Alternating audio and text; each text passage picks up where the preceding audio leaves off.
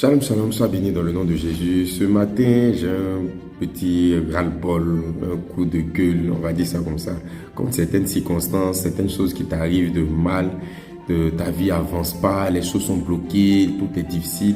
Et puis, c'est comme si ça te dit rien, tu te consoles, tu te justifies dans cette position. Et généralement, les gens aiment bien utiliser ce verset. Ce que le Seigneur a donné, il a repris, que le nom du Seigneur soit glorifié. Mon frère, c'est pas tout ce que Dieu a donné que lui-même l'a repris. Et déjà, même, il faut être sûr que c'est lui qui a donné avant de savoir que c'est lui qui a repris. Le diable, la Bible dit que le diable ne vient que pour voler, égorger et détruire. Donc, le rôle du diable, là, c'est d'enlever dans ta vie des choses de manière illégale. Mais si toi, tu restes là pour citer ce verset-là, pour dire, oh, ce que le Seigneur a donné, il a repris. Oh, un jour, ça va aller. Quand selon la volonté de Dieu. Oh, c'est qu'il est sûr, le Seigneur, je vais se souvenir de toi. Frère, tu vas rester dans ta situation. Les choses ne vont pas changer. Et puis, regarde, ce verset-là, c'est Job qui l'a utilisé. Job a dit que l'Éternel a donné, l'Éternel a repris, que le nom de l'Éternel soit béni. Mais dans quel contexte Job a dit ce verset? Parce que quand tu sors un texte de son contexte, comme les gens disent, ça devient un prétexte.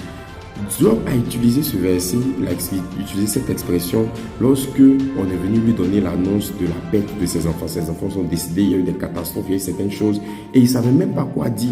Et il a dit cette phrase en question. Tu vois, pourquoi? Parce que Job était quelqu'un de pieux, était quelqu'un qui craignait le Seigneur. Mais Job ne savait pas en ce moment que ce qui lui est arrivé, ce n'est pas Dieu qui a envoyé cette catastrophe, c'est le diable et ces démons qui sont venus détruire la vie de Job.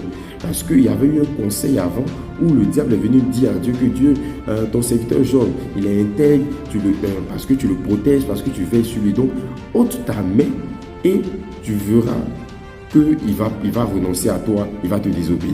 Donc, le diable est venu tenter Dieu, est venu comme soumettre un défi à Dieu sur la fidélité de Job. Donc c'est le diable qui a pris les enfants de Job, c'est le diable qui les a tués, c'est lui qui a envoyé ces catastrophes, qui a fait toutes ces choses-là. Donc c'est pas Dieu, vous comprenez? Donc tout ce qui t'arrive là, c'est pas Dieu qui permet.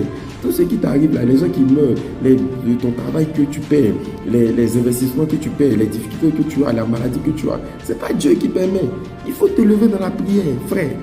Le diable vient voler, égorger, détruire, c'est son travail. Donc, tout ce qui t'arrive là, il faut être sûr que c'est Dieu qui est à la base. Sinon, il ne faut pas te lever pour dire, oh Seigneur, ce que tu as donné, tu as repris. Non, le diable va t'arnaquer, il va te voler, ta vie ne va pas avancer, les choses seront difficiles. Donc, quand tu écoutes cette vidéo là, tu te révoltes pour t'asseoir, pour regarder si les événements qui t'arrivent dans ta vie là, tu es sûr que c'est Dieu. Tu es sûr que Dieu veut que tu souffres. Tu es sûr que Dieu veut que tu perdes ton papa, tu perds ta maman, ton petit frère, quelqu'un de proche que tu aimes là. Dieu veut que tu le perdes. Dieu est méchant. Dieu aime que te voir dans la tristesse. Non, il y a des réalités spirituelles. Il y a des choses qui arrivent. Et il faut pouvoir prendre ses responsabilités. Ce que la Bible dit que Dieu fait toutes choses bonnes en son temps.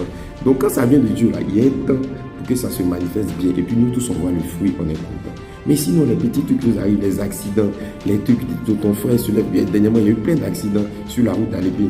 Donc, les gens qui sont morts là, c'est Dieu qui les a repris pour rien comme ça. Des gens qui partaient faire leurs courses, c'est Dieu qui les a repris. Non, soyons sérieux. Il y a des activités spirituelles démoniaques.